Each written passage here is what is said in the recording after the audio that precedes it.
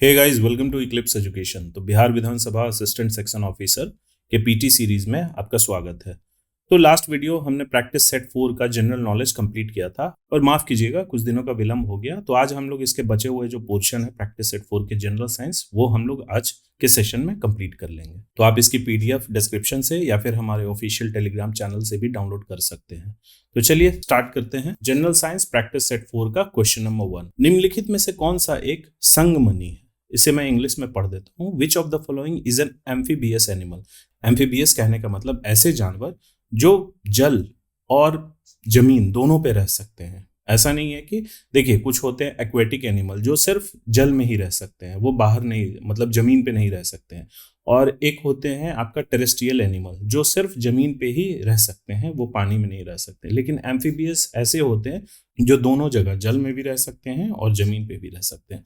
तो इस क्वेश्चन में सिर्फ हमें संगमनी नहीं बताना है बल्कि एक स्तनधारी संगमनी, हिंदी में वो वर्ड नहीं मेंशन है लेकिन इंग्लिश में मैंने उसे मेंशन कर दिया, एम्फीबियस मैमल। मैमल मतलब स्तनधारी। तो इन चारों ऑप्शन में से ऐसा जो जीव है यानी कि एम्फीबियस एनिमल वो है वॉलरस। देखिए वॉलरस की इमेज मैंने लगा रखा है, यह कुछ इस प्रकार का दिखता है और बेसिकली यह ठंडे प्रदेश में ही पाया जाता है।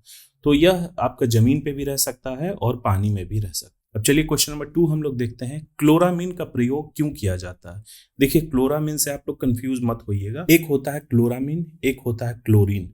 तो यहाँ क्लोरामीन के संदर्भ में सवाल पूछा जा रहा है। तो क्या हम इसे प्रतिरोधी के रूप में इस्तेमाल करते हैं, एंटीबायोटिक के रूप में, या खरनाशक या जिसे बोला जाता है एंटीडोट, या फिर दर्दनाशक जिसे बोला जाता है पेन किलर? तो हम इसे किस रूप में इस्तेमाल करते हैं? तो इसका राइट आंसर होगा ऑप्शन ए यानी कि प्रतिरोधी के रूप में। क्लोरामीन बेसिकली इसका इस्तेमाल होता है जल शुद्धिकरण के लिए यानी कि वाटर प्यूरिफिकेशन के लिए। तो जल शुद्धिकरण में इसे कीटाणुनाशक के रूप में, जिसे इंग्लिश में बोला जाता है डिसइंफेक्टेंट, उस रूप में इस्तेमाल किया जाता है। इसके इस्तेमाल से क्या होता है, पानी में मौजूद जो भी बैक्टीरिया या वायरस होता है या फिर अन्य रोगाणु उसे खत्म करने में, मारने में यह सक्षम है। बेसिकली इसका इस्तेमाल क्यों किया जाता है? तो पानी की आपूर्ति को सुरक्षित रखने के लिए। जैसे कोई एक लार्ज कंटेनर है या फिर कुएं में भी क्या होता है कि पानी जो है वो काफी लंबे समय तक स्टोर रहता है और बहुत लोग उसी पानी को इस्तेमाल करते हैं अपने आम दिनचर्या के लिए। तो उसमें हम लोग क्लोरीन की जगह क्लोरामीन इस्तेमाल करते हैं। अब क्लोरीन और क्लोरामीन में क्या डिफरेंस है? देखिए दोनों काम करता है कीटनाशक कीटाणुनाशक के रूप में ही, लेकिन क्लोरीन की तुलना में क्लोरामीन का जो प्रभाव है वह ज्यादा है। क्यों? क्योंकि यह लंबे समय तक बना रहता है। तो चलिए अगले क्वेश्चन की तरफ हम लोग बढ़ते हैं। यह इंटरनेट से सवाल है। The set of protocols which defines all transmission exchanges across the internet is called. Hindi में मैं इसे पढ़ देता हूँ। प्रोटोकॉल का वह सेट जो इंटरनेट पर सभी ट्रांसमिशन एक्सचेंजों को परिभाषित करता है उसे हम लोग क्या कहते हैं? क्या CSMA CD, TCP IP, FDDI या फिर SMTP?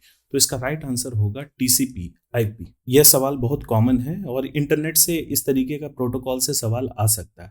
आप अगर डिटेल इसके बारे में आप जानना चाहते हैं, इंटरनेट के सारे जो रिलेटेड टर्म्स हैं उसके रिगार्डिंग मैंने BSP HCL का एक प्लेलिस्ट होगा, उसमें मैंने कंप्यूटर का लेक्चर अपलोड कर रखा है।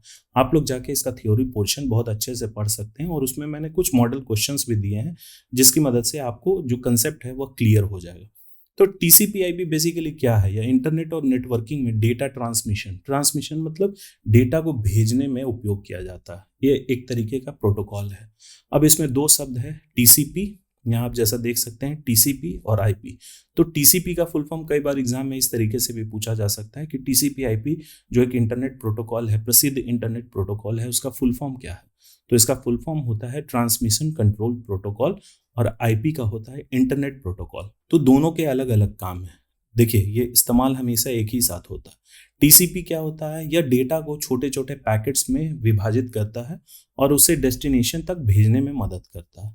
और यह भी सुनिश्चित करता है कि जो भी उसने पैकेट्स बनाए हैं, डेटा के छोटे छोटे पैकेट्स, वह बिना किसी एरर के डेस्टिनेशन तक पहुंच जाए। अगर कोई पैकेट वो खो जाता है या फिर किसी तरीके का उसमें एरर आ जाता है तो TCP जो प्रोटोकॉल है वह फिर से उस पैकेट को सेंड कर देता है डेस्टिनेशन तक। इंटरनेट प्रोटोकॉल क्या है? इंटरनेट प्रोटोकॉल देखिए हम लोग यह आम बोलचाल में इस्तेमाल नहीं करते, लेकिन जब हम लोग इंटरनेट अपने कंप्यूटर पे या लैपटॉप पे या फिर मोबाइल पे इस्तेमाल कर रहे हैं तो हर डिवाइस का, जिस भी डिवाइस पे इंटरनेट कनेक्टेड होता है उसका एक एड्रेस होता है।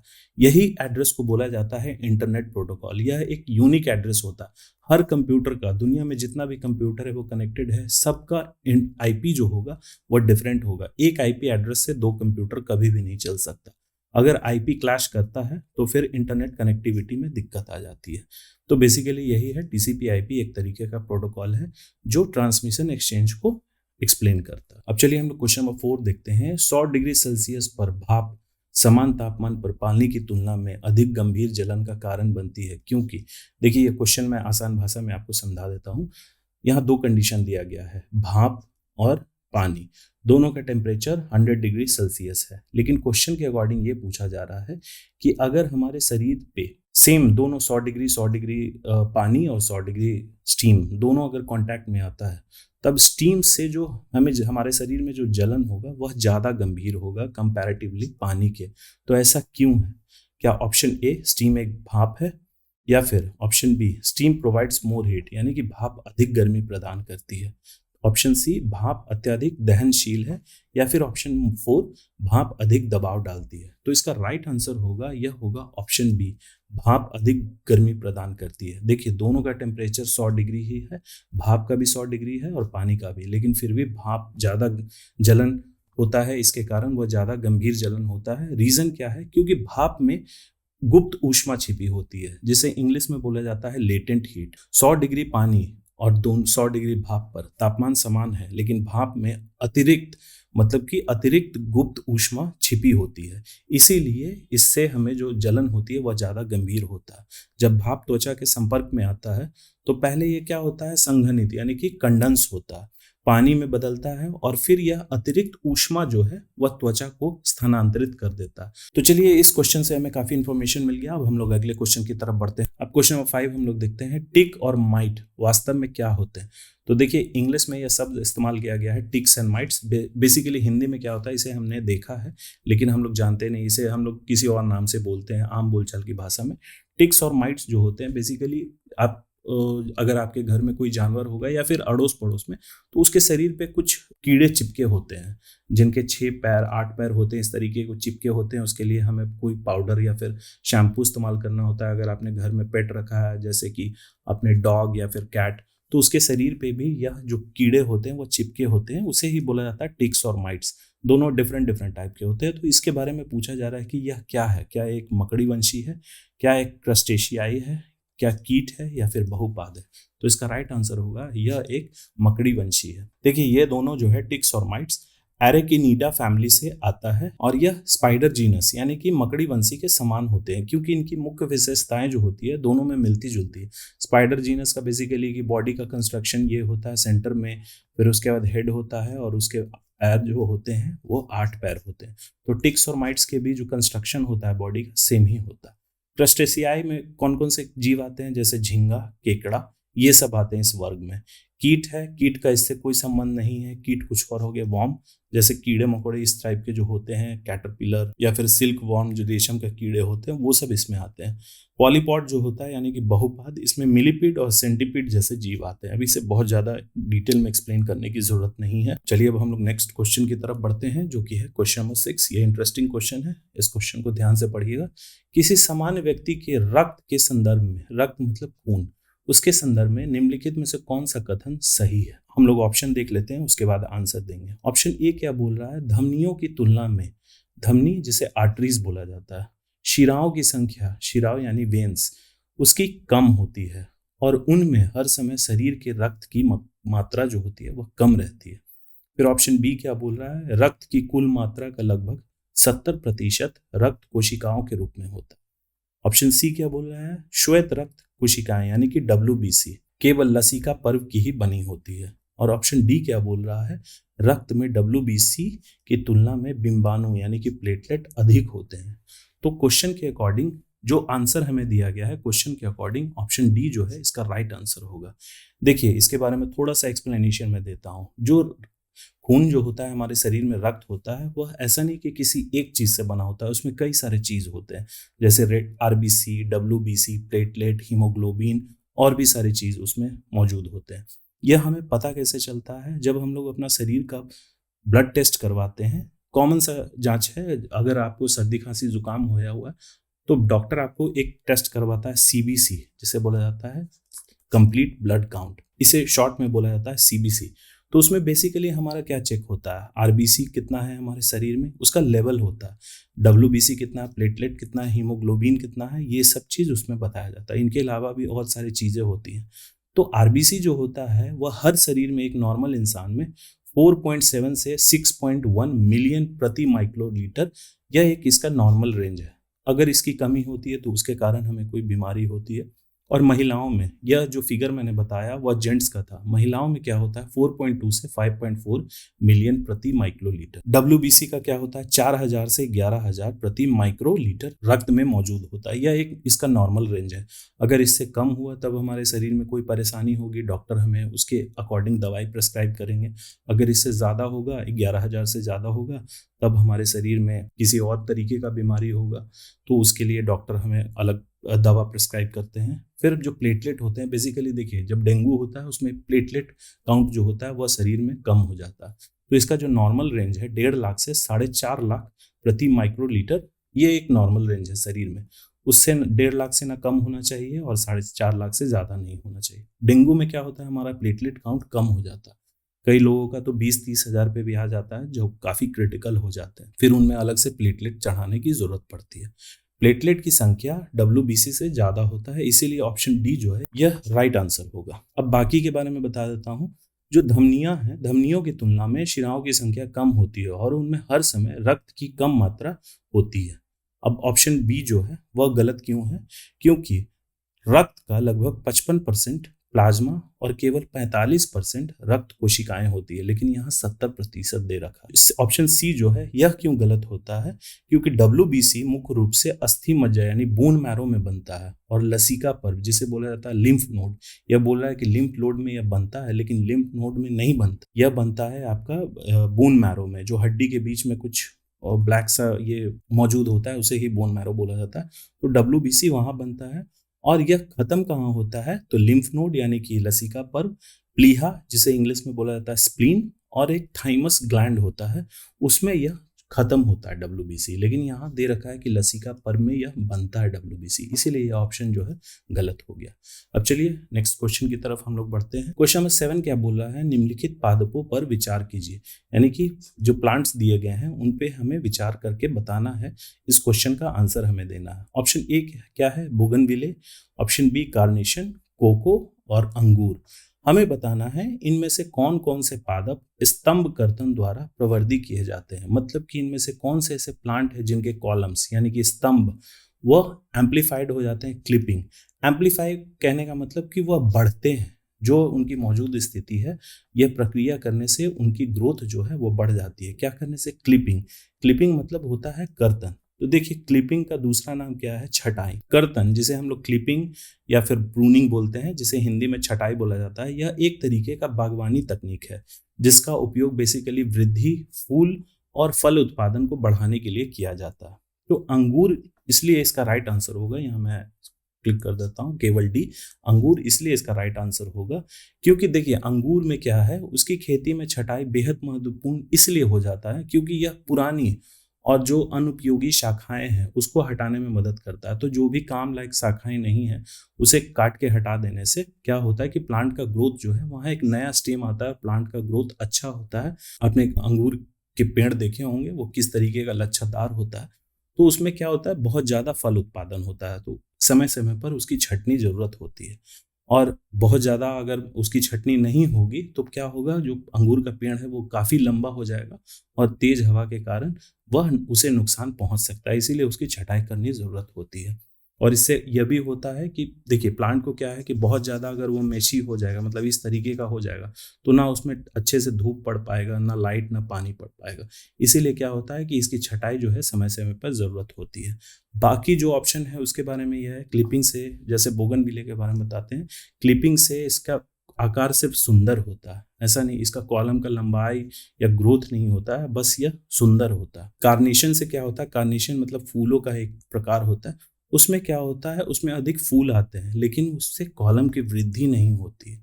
और कोको जो है लास्ट में, ऑप्शन सी, इसमें छटाई से किसी तरीके का कोई चेंजेस नहीं आता, कोई फर्क नहीं पड़ता।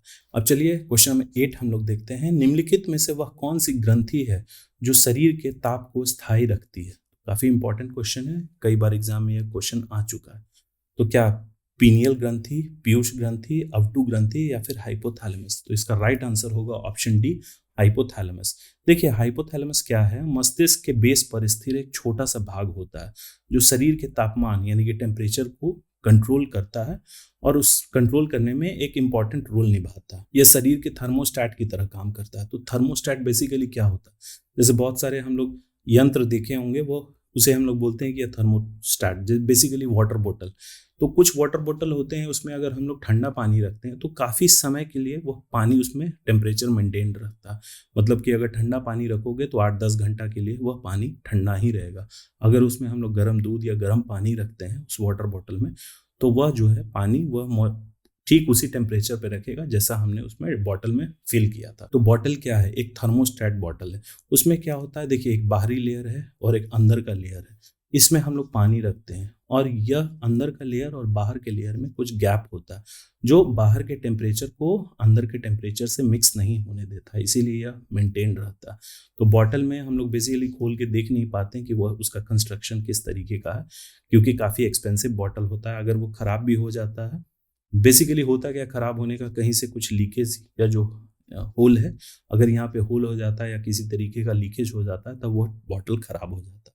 तो ठीक उसी तरीके से हाइपोथैलेमस जो है शरीर का एक थर्मोस्टैट की तरह काम करता है। अब ये किस तरीके से थर्मोस्टैट काम करता है, अगर शरीर का तापमान बढ़ जाता है तो हाइपोथैलेमस पसीना, स्वेटिंग उत्पन्न करता है और शरीर को ठंडा कर देता है। अगर गर्मियों के दिन में या फिर अगर हम लोग कोई स्पोर्ट्स भाग दौड़ लेते हैं या फिर कोई स्पोर्ट्स खेलते हैं तो हमारा क्या होता है, बॉडी टेम्परेचर राइज कर जाता है। उस समय हम लोग ये ध्यान देते होंगे कि हमारे शरीर से पसीना बहुत ज़्यादा निकलने लगता है। तो यह बेसिकली हाइपोथैलेमस का ही काम होता है कि वह पसीना को हमारे शरीर से निकालना शुरू करे ताकि हमारा शरीर जो है वह ठंडा पड़े। और अगर हमारा शरीर, अगर हम लोग बहुत ठंड में चले जाते हैं तो हमारे क्या होता है कि हमारा शरीर कांपने लगता है। ऐसा नहीं कि हम लोग जानबूझकर कांपने लगते हैं, वह हाइपोथैलेमस ही हमारे शरीर को एक्टिवेट करता है और हमारा शरीर कांपने लगता है। उस तरीके से हमारे शरीर में थोड़ा बहुत गर्मी आ जाती है। तो बाकी बचे हुए ऑप्शंस जो हैं उनके बारे में हम लोग देख लेते हैं कि यह क्या काम करता है। पीनियल ग्लैंड जो है यह मेलाटोनिन हार्मोन का उत्पादन करती है जो कि नींद जागने के चक्र को नियंत्रित करता है। जैसे कि किस समय सोना, अगर नींद पड़ गया तो फिर उठने के लिए भी हमारा शरीर ही इंडिकेट करता है, तो वह पीनियल ग्लैंड के थ्रू होता है। पीयूष ग्लैंड क्या होता है, पीयूष ग्रंथि जो होता है इसे मास्टर ग्रंथि कहा जाता है जो अन्य ग्रंथियों को नियंत्रित करता है और विभिन्न हार्मोन का स्राव करता है। लास्ट में है थायराइड ग्लैंड। तो यह क्या है, मेटाबॉलिज्म को, बॉडी के मेटाबॉलिज्म को नियंत्रित करता है, लेकिन शरीर के तापमान को यह सीधे नियंत्रित नहीं करता। अब मेटाबॉलिज्म क्या होता है, अगर जो भी चीज़ हम लोग खाते हैं, चाहे कार्बोहाइड्रेट, प्रोटीन, देखिए सिर्फ कोई ऐसा खाना नहीं है जो जिसमें एक चीज़ मौजूद रहे, उसमें सारे पोर्शन मौजूद रहते हैं। कार्बोहाइड्रेट भी होता है, फैट भी होता है, थोड़ा बहुत होता है, प्रोटीन होता है। तो उनका ब्रेकडाउन जो है वह हमारा शरीर करता है, क्योंकि डायरेक्टली हमारा शरीर उस चीज़ को कंज्यूम नहीं कर सकता। इसीलिए क्या होता है, थायराइड ग्लैंड, वो अगर हमारा मेटाबॉलिज्म सही रहेगा तो उस खाने का ब्रेकडाउन जो है वह बहुत जल्दी होगा, हमारा शरीर जो है उस खाने को जल्दी पचा पाएगा। लेकिन अगर थायराइड ग्लैंड में, उसके लेवल में अगर कुछ उतार चढ़ाव है, तब हमारा शरीर क्या होगा, मेटाबॉलिज्म सही से नहीं काम करेगा और हमारा शरीर या तो बहुत मोटा हो जाएगा या फिर बहुत दुबला हो जाएगा। तो चलिए, इस क्वेश्चन से काफ़ी इन्फॉर्मेशन मिला। आप लोगों को अगर मज़ा आ रहा होगा तो प्लीज़ सब्सक्राइब कर दीजिए और अपने दोस्तों के साथ शेयर करना ना भूलें। अब चलिए क्वेश्चन नंबर 9 हम लोग देख लेते हैं। निम्नलिखित में से वह पदार्थ कौन सा है जो प्रायः फ्लोरोसेंट ट्यूब में इस्तेमाल किया जाता है। देखिए फ्लोरोसेंट ट्यूब क्या होता है, आज के घरों में, हमारे घर में अब तो एलईडी का जमाना आ गया है। आप लोग कमेंट करके बताइएगा एलईडी का फुल फॉर्म क्या होता है। फ्लोरोसेंट जो ट्यूब होता है, देख सबसे पहले फ्लोरोसेंट ट्यूब ही चलता था, उसके बाद आया फिर सीएफएल।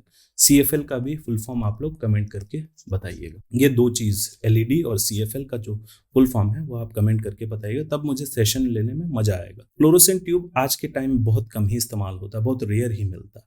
पहले जो हमारे घर में ट्यूब इस्तेमाल होता था उसमें आप लोग देखे होंगे वह पूरा कांच का बना होता है, उसके अंदर कोई फिलामेंट नहीं होता है। जैसे बल्ब में क्या होता है, जो 100 वाट का बल्ब होता है उसमें फिलामेंट होता है, वह जलता। लेकिन ट्यूब जो होता था उसमें वह बस शीशे का बना रहता था। इस साइड हम लोग होल्डर में, उसे ट्यूब के होल्डर में जो उसका फ्रेम आता है उसमें हम लोग क्लिप करते थे और एक बीच में चौक लगा हुआ रहता था, वही इसे के टेम्परेचर को कंट्रोल करता था, वोल्टेज को कंट्रोल करता था, और फिर उसके बाद हम लोग ऑन करते थे तो यह पूरा ऑन हो जाता था। लेकिन आज के ज़माने में ट्यूबलाइट आ रहा है, लेकिन वह एलईडी आ रहा है। पहले CFL आया था, फिर एलईडी आ रहा है। फ्लोरोसेंट ट्यूब में जो पहले के ज़माने में इस्तेमाल होता था, उसी के रिगार्डिंग ये क्वेश्चन है कि उसमें क्या इस्तेमाल किया जाता था। तो इसका राइट आंसर होगा ऑप्शन सी, यानी कि पारद वाष्प तथा आर्गन गैस। मरकरी वेपर और आर्गन उसमें इस्तेमाल होता था। जब वो ट्यूब फटता था, उसके अंदर किसी तरीके का हमें कोई फिलामेंट नहीं मिलता था। बल्ब में तो आपने देखा होगा, यह बल्ब है तो उसमें कुछ इस तरीके का फिलामेंट रहता था। अगर यह फिलामेंट टूट गया तो बल्ब फ्यूज हो जाता था, लेकिन ट्यूब में ऐसा कुछ नहीं था।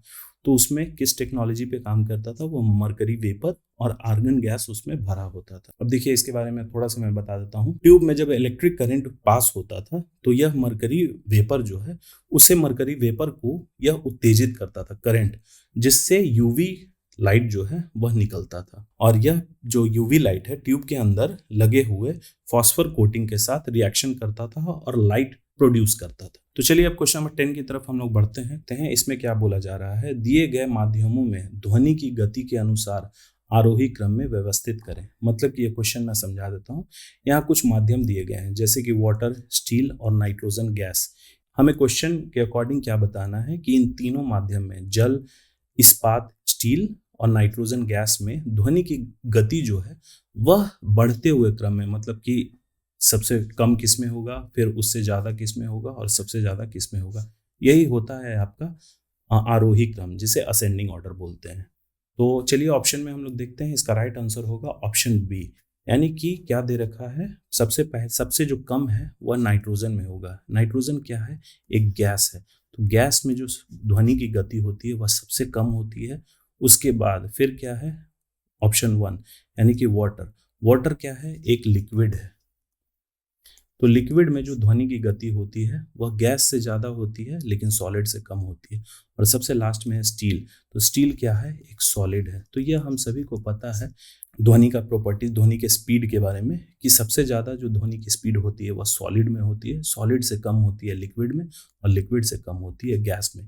देखिए क्वेश्चन बहुत सिंपल है, लेकिन इसे घुमा फिरा के पूछा है कि हमें माध्यमों के अनुसार ध्वनि की गति को एक क्रम में सजाना। तो हो सकता है यहाँ असेंडिंग ऑर्डर दे रखा है, एग्जाम में हो सकता है इसे डिसेंडिंग ऑर्डर कर दे। तो हमें ऑप्शन को बहुत ध्यान से देख के आंसर करना होगा। तो इसीलिए ऑप्शन बी जो है इसका राइट आंसर होगा।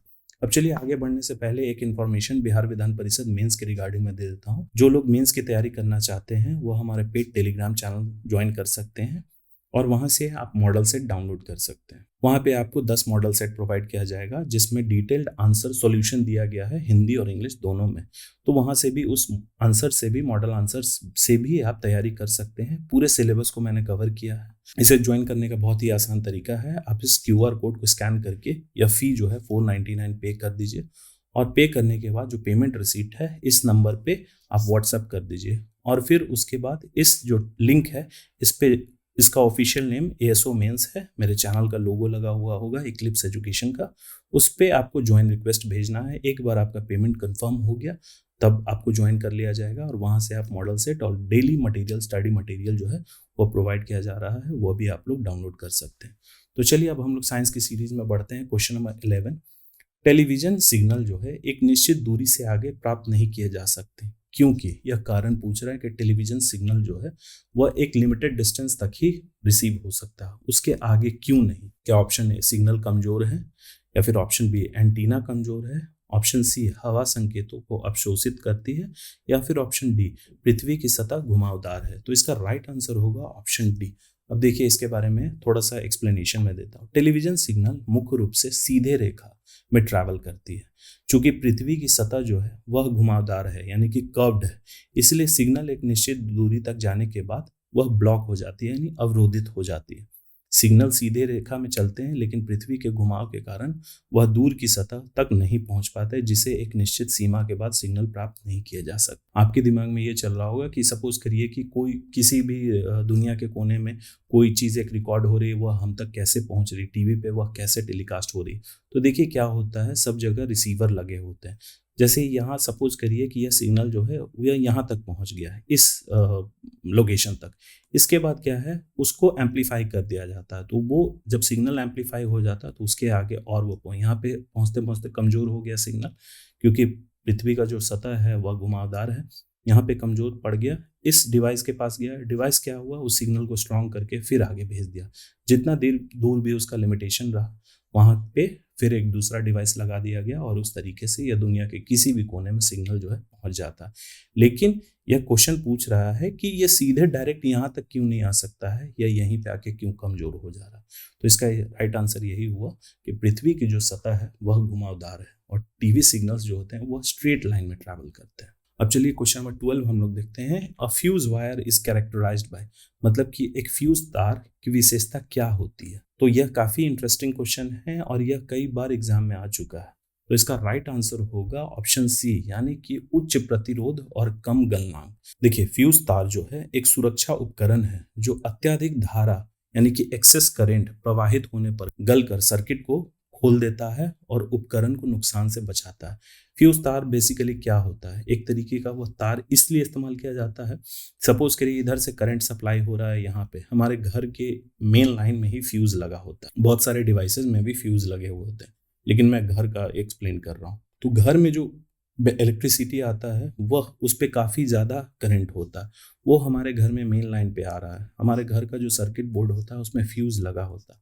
तो और उसके बाद यहाँ से डिस्ट्रीब्यूट होता है हमारे घर के अलग अलग कोने में। बहुत सारे डिवाइसेस कनेक्टेड होते हैं या फ्यूज तार लगा हुआ है यहाँ पे। अगर फ्यूज तार ना लगा हो तो क्या सिचुएशन होगा, जो इसमें करंट है, एक्सेस करंट, देखिए करंट का उतार चढ़ाव होते रहता है। तो अगर उतार चढ़ाव होगा, अगर बहुत ज़्यादा करंट फ्लो होने लगेगा, तो हमारे घर में जो डिवाइसेस लगे हुए हैं जैसे मोबाइल चार्जर, लैपटॉप चार्जर या फिर रेफ्रिजरेटर, वॉशिंग मशीन, टीवी, तो उसके पास भी उतना करंट पहुंच जाएगा और वह पहुंचेगा उसके सर्किट को खराब कर देगा, जला देगा। लेकिन अगर फ्यूज तार अगर बीच में लगा हुआ है तो वह जो है ये जैसे महसूस करेगा कि हाँ इसका लिमिटेशन इतना है, तो अगर बहुत ज़्यादा करंट रहा तो यह क्या है, सर्किट तार जो है टूट जाएगा बीच में से, और जैसे ही बीच में से तार टूटेगा तो लाइन जो है वह हमारे आगे घर में आएगा ही नहीं, यहीं पे ख़त्म हो जाएगा। तब फिर हम लोग जाके चेक करते हैं कि अच्छा बहुत ज़्यादा एक्सेस करंट था, इसीलिए यहाँ पे फ्यूज़ जो वह जल गया। तो इसकी क्यों क्या प्रॉपर्टी होनी चाहिए, अगर हम लोग इतना हेवी तार यहाँ पे लगा देते हैं फ्यूज तार, तो यह तो गलेगा नहीं और यह करंट जो है हमारे घर में पास हो जाएगा। तो उसकी जो तो इस फ्यूज तार की कुछ प्रॉपर्टीज, कुछ विशेषता होनी चाहिए, जैसे कि हमने ऑप्शन में दिया उच्च प्रतिरोध। तो उच्च प्रतिरोध क्या होता है, अगर उच्च प्रतिरोध होगा तो इसके कारण जो तार है वो गर्म हो जाता है, जिससे धारा बढ़ने पर जल्दी पिघल जाता है। और दूसरा जो प्रॉपर्टी है कम गलनांक, तो फ्यूज तार में गलनांक कम होना, यानी कि अत्यधिक करंट आने पर यह जल्दी पिघलकर सर्किट को तोड़ देता है और उपकरण को बचाता है।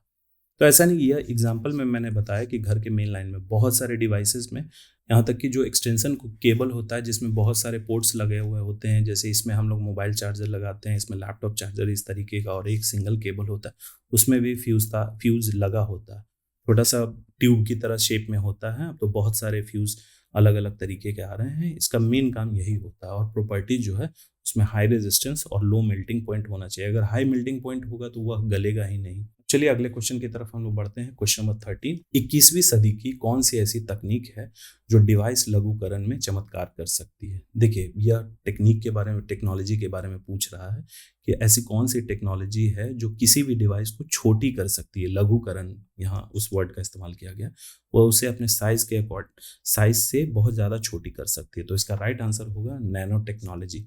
यह इसका इस्तेमाल, देखिए मैं एक एग्जाम्पल की तरह ही देता हूँ, आपने एवेंजर्स मूवी देखा होगा, उसमें आयरन मैन जो सूट इस्तेमाल करता है, पहले क्या था, वह एक मेटल का था, लेकिन एवेंजर्स इन्फिनिटी वॉर में उसका सूट जो है एक छोटे से उसके चेस्ट पे लगा हुआ एक लाइफ देता है, वह डिवाइस उसके अंदर वह समाहित था। तो जैसे उस बटन को क्लिक करता है पूरा सूट तैयार हो जाता है। तो ये क्या था, नैनो टेक्नोलॉजी का इस्तेमाल किया गया था उसमें। अब चलिए अगले क्वेश्चन की तरफ हम लोग बढ़ते हैं। क्वेश्चन नंबर 14, ये भी इंटरेस्टिंग क्वेश्चन है। The book origin of species, यह किनके द्वारा लिखा गया था। तो इसका राइट आंसर होगा डार्विन। इनका पूरा नाम है चार्ल्स डार्विन। देखिए, ये बुक के बारे में थोड़ा सा मैं बता देता हूँ। यह जो ओरिजिन ऑफ स्पीसीज है, यह चार्ल्स डार्विन द्वारा लिखी गई थी और यह पहली बार 24 नवंबर 1859 को प्रकाशित हुई थी। इस पुस्तक में डार्विन ने प्राकृतिक वरण यानी कि नेचुरल सिलेक्शन के माध्यम से इवोल्यूशन यानी कि विकास का सिद्धांत प्रस्तुत किया था। पुस्तक का पूरा नाम है on the origin of species by means of natural selection और the preservation of favoured races in the struggle of life. तो चलिए, इस क्वेश्चन से काफी इंफॉर्मेशन मिला चार्ल्स डार्विन जी के द्वारा। इन्होंने इवोल्यूशन का थ्योरी भी दिया था। अब चलिए इस सीरीज का लास्ट क्वेश्चन जो कि क्वेश्चन नंबर 15 है वह हम लोग देख लेते हैं। एक ही स्थान पर किसी कंपनी के कर्मचारियों द्वारा उपयोग किए जाने वाले एक विशेष रूप के निजी नेटवर्क को किस रूप में जाना जाता है? वो काफी इंटरेस्टिंग क्वेश्चन है। इसका राइट आंसर होगा लैन। लैन का फुल फॉर्म होता है लोकल एरिया नेटवर्क। देखिए, लैन क्या है, नेटवर्क जो है वो अलग अलग तरीके का होता है। सबसे छोटा होता है लैन, फिर उसके बाद होता है मैन। मैन यानी कि मेट्रोपॉलिटन एरिया नेटवर्क, फिर होता है वैन, और सबसे बड़ा होता है इंटरनेट। तो लैन का फुल फॉर्म होता है लोकल एरिया नेटवर्क, वैन का होता है वाइड एरिया नेटवर्क। इंटरनेट क्या है, बहुत सारे जब वैन मिल जाते हैं, देखिए इसका एक्सप्लेनेशन मैं थोड़ा सा समझाता हूँ। जब बहुत सारे लैन मिल जाते हैं तब वो क्या बनता है, मैन। लैन जो है एक छोटे स्तर पे बनता है, जैसे कि किसी ऑफिस बिल्डिंग या फिर कोई एक पर्सनल, आप घर में भी लैन सेटअप कर सकते हैं। एक कॉलेज कैंपस में जो नेटवर्क सेटअप होता है वह लैन होता है। बहुत सारे जब लैन मिल जाते हैं तब वह मैन का निर्माण करते हैं, यानी कि मेट्रोपॉलिटन एरिया नेटवर्क। तो यह जो है इसका जो डिस्टेंस होता है, इनका वर्गीकरण किस आधार पे, डिस्टेंस पे ही किया गया। तो मैन जो है वह एक शहर के अंदर एक विकसित जो नेटवर्क होता है, जैसे कि केबल टीवी नेटवर्क। तो आपने जैसे कहीं भी आप रह रहे हो, हर शहर का अलग अलग केबल टीवी होता है, जैसे सिटी केबल, दर्ज, ये सब क्या है, एक पूरे शहर को कवर करता है। तो वो क्या है, मैन है। और बहुत सारे जब मैन मिल जाते हैं तब फिर वह वैन का निजात करते हैं, जैसे जिसे वाइड एरिया नेटवर्क बोला जाता है। और बहुत सारे वैन जब मिलते हैं तो इंटरनेट होता है। इंटरनेट पूरे दुनिया में कनेक्टेड कंप्यूटर्स होते हैं या फिर कनेक्टेड डिवाइसेस, वह इंटरनेट के माध्यम से ही होते हैं। अर्पानेट क्या है, अर्पानेट जो है इसका फुल फॉर्म आप लोग ध्यान रखिएगा, इसका फुल फॉर्म है advanced research project agency network. और यह सबसे पहली बार 1960 में इस्तेमाल किया गया था। यह क्या था, सबसे पहला वैन था ये, यानी कि सबसे पहला वाइड एरिया नेटवर्क जो था वह अर्पानेट था। एग्जाम में इस तरीके से भी सवाल आ सकते हैं। तो चलिए, यहाँ कंप्लीट होता है हमारा प्रैक्टिस सेट 4 का जनरल साइंस का 15 मोस्ट इंपॉर्टेंट क्वेश्चन। देखिए, बहुत सारे दोस्त बोल रहे हैं 40 क्वेश्चन कराने के लिए, 50 क्वेश्चन कराने के लिए। मेरे पढ़ाने का तरीका थोड़ा डिफरेंट है। बहुत सारे टीचर्स क्या हो रहे हैं, एक दिन में हो सकता है 100 क्वेश्चन करवा दें। आपका दिमाग का एक लिमिट है। ऐसा नहीं है कि क्वेश्चंस जो होते हैं आज के टाइम में, एग्जाम जो है वो दिन ब दिन टफ होते जा रहा है। तो अगर एक क्वेश्चन से अगर आपको बहुत ज़्यादा इन्फॉर्मेशन मिल रही है तो उससे क्या होता है कि क्वेश्चन किसी भी तरीके से चेंज किया जाए या फिर क्वेश्चन का लेवल जो भी कर दिया जाए, क्वेश्चन बहुत ज़्यादा टफ नहीं होते हैं, बस उनका कंसेप्ट क्लियर होना चाहिए। लेकिन अगर मैं 100 क्वेश्चन एक सेशन में करता हूँ, बस मैं क्या करूँगा, क्वेश्चन पढ़ूंगा, उसका आंसर दे दूंगा, उसके बारे में डिटेल नहीं बता पाऊंगा। तो आप लोग अगर ऐसा चाहते हैं तो वन लाइनर मार्केट से आप बुक खरीद लो, उससे आप लोग देख लो, रट लो। लेकिन अगर मैं जब पढ़ा रहा हूँ तो मेरा यही उद्देश्य है कि किसी भी विद्यार्थी को उस क्वेश्चन के रिगार्डिंग जो भी इंफॉर्मेशन है वह पूरा प्राप्त हो, ताकि वह चैलेंजेस जो है, जो भी अगर किसी तरीके का चैलेंजेस है वह वो फेस कर सके। तो चलिए, अब कल की वीडियो में मैं लाऊंगा प्रैक्टिस सेट 5, जिसका जनरल नॉलेज के 25 मोस्ट इंपॉर्टेंट क्वेश्चन डिस्कस करूंगा। आप लोग हमारे चैनल के साथ बने रहिए और यह रहा इसका answer. So thank you for watching और प्लीज सब्सक्राइब, शेयर और लाइक करना ना भूलें।